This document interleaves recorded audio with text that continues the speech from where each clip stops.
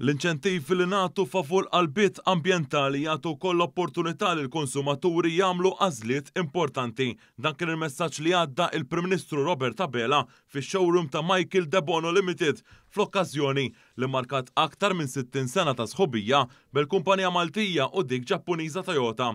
F'indirizz li għamel Dr. Abela innota kif l-aħħar ċifri uffiċjali juru żieda ta' 7% fir-reġistrar ta' vetturi li jniżġu inqas. Il-Prim Ministru Abela qal li l-inċentivi b'saħħithom li komplajati il-Gvern anke fil-budget favur l-investiment vetturi li jniżġu inqas joħolqu wkoll ambjent fejn dawn it-tip ta' vetturi ikunu aktar affordabbli għal konsumaturi Maltin u Għawċin. Dr. Abela saħaq li rridu nkomplu ninċentivaw favur l-użu ta' vetturi elettriċi waqt li għaddej ix-xogħol fl-installazzjoni ta' charging points madwar il-pajjiż. Saħaq li pajjiżna joffri uħud mill-aqwa rati għaċ-charging tal-vetturi elettriċi.